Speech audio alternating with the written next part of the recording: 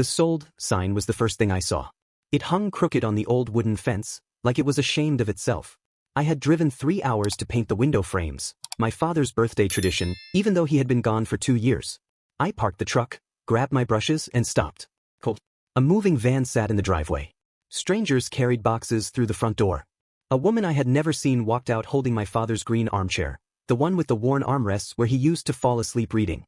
I dropped my brushes. My mouth went dry. Mr. Carter, the old neighbor from across the street, walked over slowly.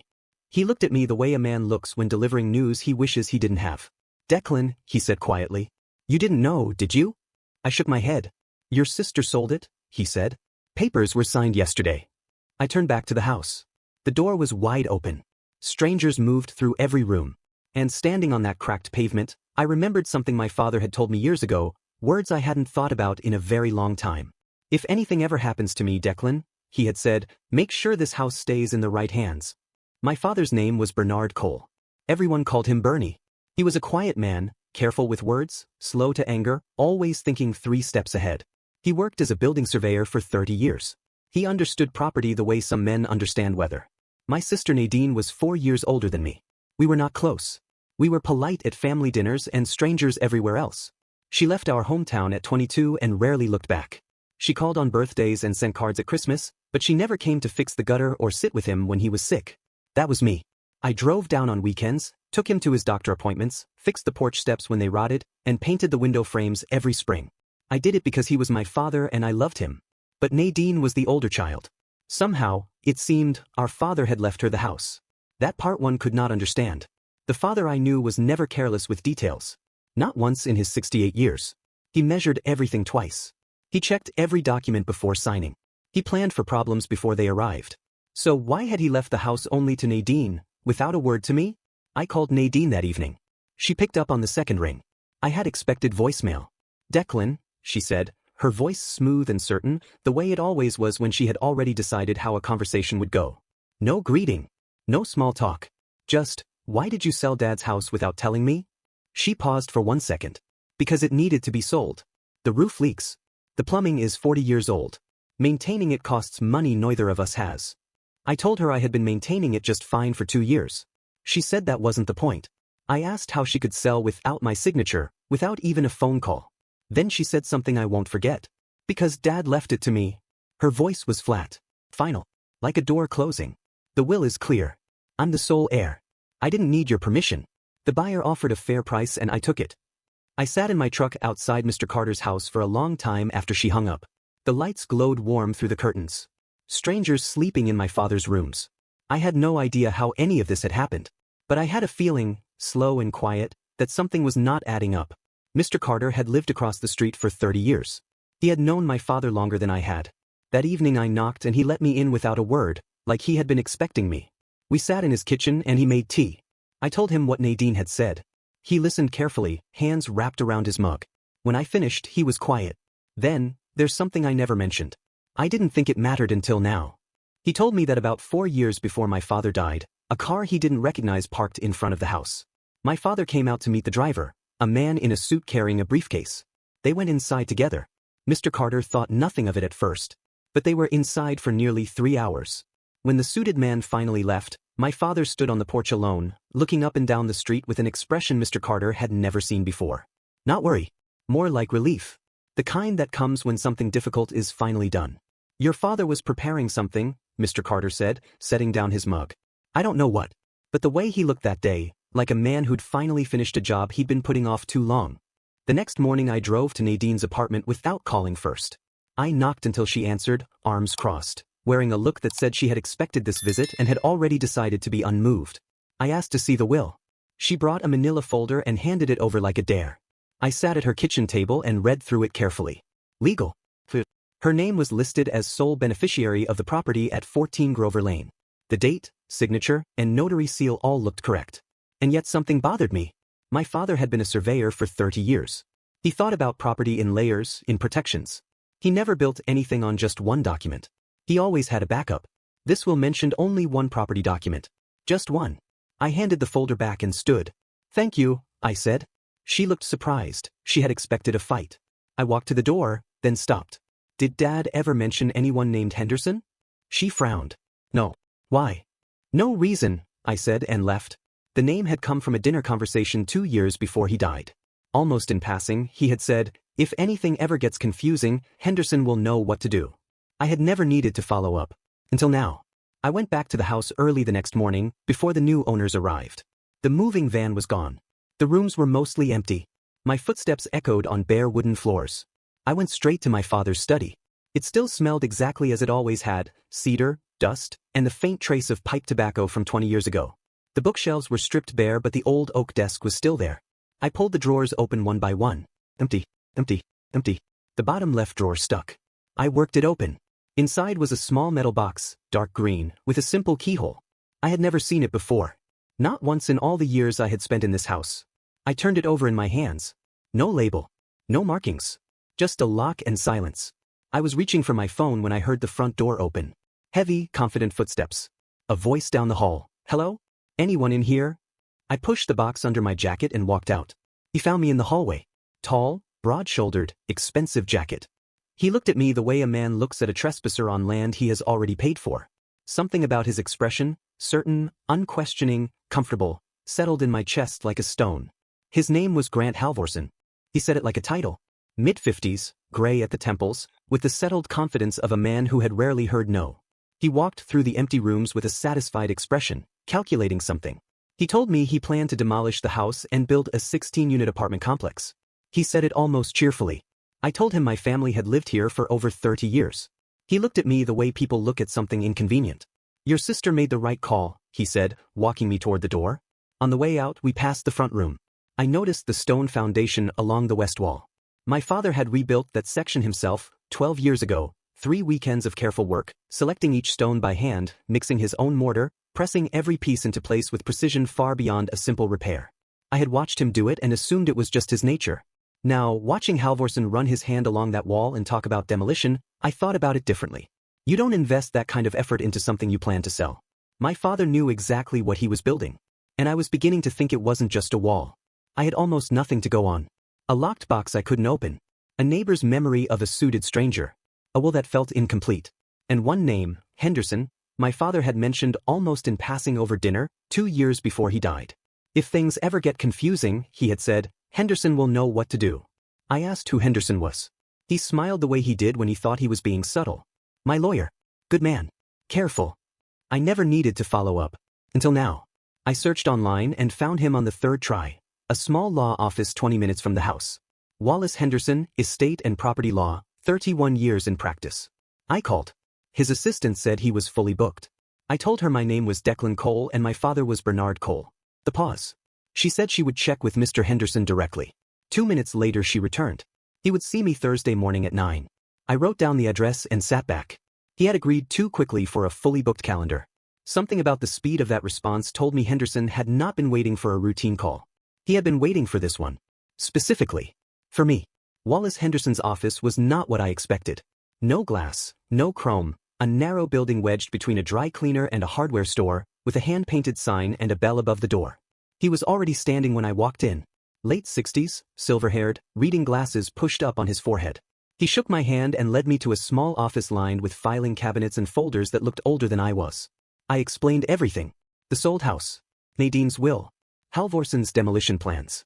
Mr. Carter's story about the suited man. Henderson listened without interrupting. When I finished, he leaned back and studied me. What brings you to me specifically? My father, I said. He mentioned your name. Said you'd know what to do. Something shifted in Henderson's face. His fingers tapped once on his desk. He stood and moved to the second filing cabinet, 3rd drawer down. He pulled it open, found a folder, and placed it on the desk. He opened it and stared at the top page. Then he looked up at me. I need to check something, he said carefully. His voice was steady, but there was something beneath it, the tone of a man who has been keeping a secret and can finally see the moment to let it go. Henderson was gone for 11 minutes. I watched the clock. When he came back, his expression had changed. He set a thin folder on the desk, newer than the others, labeled in my father's handwriting. Your father created a second legal file, he said. I prepared it myself, for years before he passed. It was separated from the will process deliberately, never included in probate. He opened the folder and showed me the first page. At the top, stamped in red, restricted. Below, not to be released unless triggering conditions are met. What triggering conditions? I asked. Henderson folded his hands. Your father wrote very specific instructions. Certain events had to occur before this document could be revealed. What events? Henderson held my gaze. The sale of the house, he said, without both his children's consent. The room went quiet. Outside, a truck rumbled past. I sat completely still. He knew, I said. It was barely a whisper. Henderson nodded slowly. He planned for it. He hoped it would never be needed, but he made certain that if it was, everything would already be in place. I stared at the word restricted, and felt something shift quietly inside me, the strange, settling calm of finally understanding a question you didn't know you'd been asking. While I sat in Henderson's office putting the pieces together, Nadine was across town celebrating. I found out from a cousin who had been there. Small dinner, went good food, friends. She seemed lighter, people said. Relieved. She told them she had made a smart financial move, that the house had been tied to grief she no longer wanted to carry. At some point, a friend named Petra who worked in property asked a casual question. Did your brother sign off on the sale? Nadine laughed it off. It was solely in my name. His signature wasn't needed. But Petra frowned. I've seen jointly inherited property get complicated even when only one name is on the will. Nadine said she was certain. She had the documents. She had consulted a solicitor. But later, after the guests left and she was washing dishes alone, the question stayed with her. She turned it over the way you turn a loose thread, not pulling it yet, just aware it's there. She told me this herself, much later. It followed her to bed. She didn't sleep well. And for the first time since signing those papers, a small cold finger of doubt moved through her certainty. Something that felt less like worry and more like a question she should have asked sooner. Henderson called me 2 days later, just past 7 in the morning. I was already awake. He asked me to come in again. When I arrived, the folder was open on his desk and a sealed envelope lay beside it. What? Legal size. My father's handwriting on the front. Open only if the house is sold without both children agreeing. Henderson had found it inside an archive box, tucked inside a larger envelope that had sat untouched for 4 years. He had not opened it. That was not his role. He was the guardian of it. Nothing more. I stared at the envelope. My father's handwriting was so familiar it made my chest ache, the careful slope of the letters, the way he always pressed harder on capital letters, like making a point. He wrote it himself, Henderson said. Brought it with a key and specific instructions. He said, if Declan Cole ever walks into your office asking about the house, give him both together. I looked up. A key. Henderson opened his desk drawer and placed a small silver key on the desk. A safety deposit box. National Trust Bank on Alderman Street. He looked at me steadily. He trusted you, Declan. He just needed to wait until the moment was right before he could show you. The bank manager verified my identity 3 times before leading me to the vault room, cool, quiet, lined with numbered metal boxes. She found box 214, checked the key, and left me alone. I sat at the small center table and stared at the box. Then I opened it. Inside was a single document. 12 pages, bound with a black clip. The cover sheet read, Second Property Deed, 14 Grover Lane. I sat back. My hands were steadier than I expected. I turned to the first page. The document was dated 6 years ago. My father had signed it. Henderson had witnessed it. Legal, formal, completely real. I read through it slowly, the way my father had taught me to read anything that mattered. By page 7, I understood. By page 10, a strange calm settled over me, not relief, exactly, but recognition. The feeling of finally seeing the shape of something that had always been there. My father had not left me behind. He had left me something more valuable than a house. He had left me a plan built on patience, on knowing his children, and on the quiet certainty that one day the right person would walk into Henderson's office and ask the right question. I called Henderson from the car and read him the clause slowly. He listened without interrupting. When I finished, he was quiet a moment. Just as he described it to me, he said. Very precise about the language. The clause was clear. If either child attempted to sell the property at 14 Grover Lane without both children's written consent, full ownership would automatically transfer to the sibling who had not agreed. The transfer was immediate, legally binding, and attached to the deed itself, not the will, so it operated independently of probate. Nadine had sold the house without my consent. Without even telling me. That single act had triggered the clause. The moment those papers were signed, something my father had set in motion years ago quietly clicked into place. I sat outside the bank for a long time. I was not angry. I was not planning revenge. I was thinking about Halvorson's demolition crew. About the green metal box still in my jacket. About my father standing on that porch with the expression Mr. Carter described, the quiet relief of a man who had finally finished something he had been building a long time.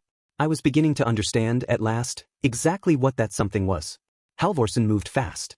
Within days, concrete barriers appeared on the pavement. A skip bin landed in the driveway. A team arrived to strip the garden. He had permits and contractors lined up. I drove past and watched from a distance. Part of me wanted to walk up and stop it right then. But Henderson had been clear, handle this correctly. Rushing would create gaps, and gaps would create delays. My father had spent years building something airtight. I would not blow it open with impatience. That evening, Henderson contacted Nadine and Halvorsen separately. A legal matter had come to his attention, and a formal meeting was required before any further work could proceed. No details. Halvorsen's assistant called back within the hour. Not interested. He had legal title, paid contracts, a signed purchase agreement. Henderson replied, Mr. Halvorsen may want to attend anyway. She called again 20 minutes later. He would send his solicitor. Henderson said, tell him to come himself. A short pause. She would pass it on. I drove past the house that evening. The skip bin sat in the driveway. The garden was torn up. But the house stood patient and unchanged, exactly as it had stood through everything else my father had quietly prepared it for. Nadine called me that night. The smooth certainty from our last call was gone, replaced by something thinner. Henderson called me. What is this about? I told her I didn't know all the details yet. Mostly true. Declan. Her voice tightened. Is there something about the house I should know? I paused. Then, were you aware Dad worked with a second lawyer? Separate from the family solicitor who drew up the will. Silence. No, she said. Why would he need a second lawyer? I didn't answer. Just come to the meeting, I said. Henderson asked for both of us. She was quiet a long moment. I heard her breathing. Then quietly, what did Dad do? There was something different in her voice. Not anger. Something more like the beginning of a realization. A person standing in a room they know well, noticing for the first time a door they had walked past 100 times without seeing. I felt a complicated thing then. Not satisfaction. Something closer to sorrow. Because I could hear the moment when certainty begins to loosen at its edges. I knew what was waiting on the other side of that door. Our father had been 3 steps ahead of everyone, as always. He had been waiting for the right moment to lay down his hand. Halvorsen arrived Thursday morning in a black car with a driver. He came with his solicitor, a sharp-eyed man named Birch, leather portfolio in hand, who sat down like he was ready to dismantle anything placed before him. Halvorsen checked his watch twice before Henderson had even sat down. Nadine arrived 5 minutes later, alone, in a gray coat, looking like she hadn't slept. She sat across from Halvorsen without looking at him. I sat beside the window and said nothing. Henderson opened quietly. Thank you all for coming. He placed the document from the safety deposit box at the center of the table. This was prepared by me at Bernard Cole's instruction, 6 years prior to his death. It is fully executed, legally witnessed, and registered with the county property office under a separate filing. Birch leaned forward immediately. We were not made aware of this in the sale documentation. No, Henderson said. You weren't. The sale was also not registered against the correct full title. Halvorsen frowned. His confidence hadn't left, but it had flinched. What does this document say? He asked. Henderson's voice stayed even. He had been holding this for 4 years. He was not going to rush the moment now that it had finally, properly arrived. Henderson read the clause aloud. Every word. The room was completely still when he finished.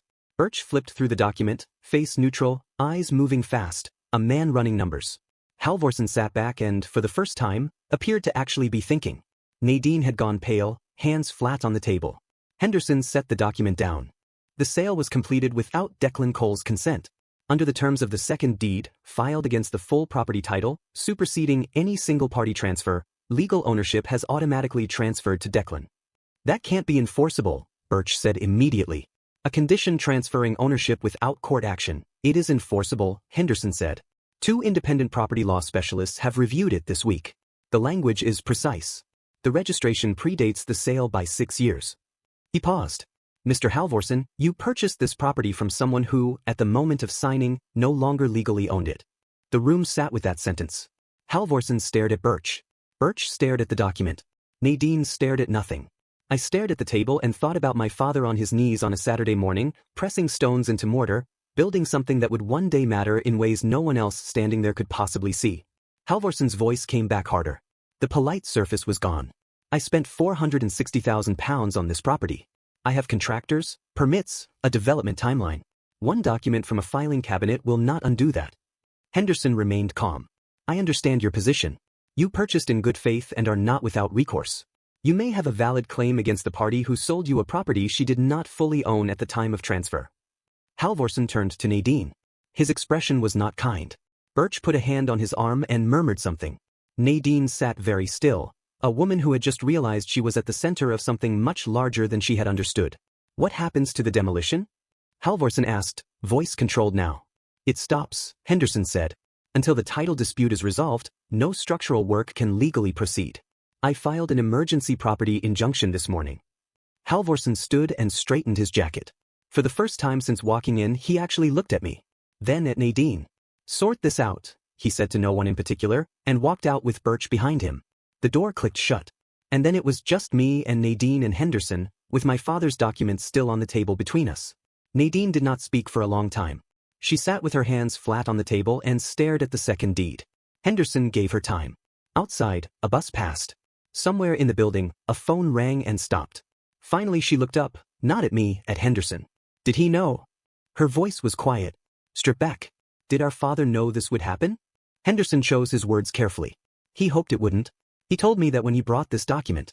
He said he prayed neither of his children would ever force the other's hand. But he knew one of you might. He knew it would be me, Nadine said. Not a question. Henderson didn't answer. He didn't need to. She turned and looked at me.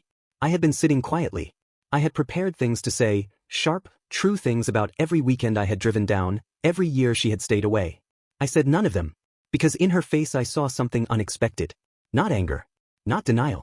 A person looking at themselves honestly, possibly for the first time in years. I had no desire to add to that weight. Our father had not built this to wound her.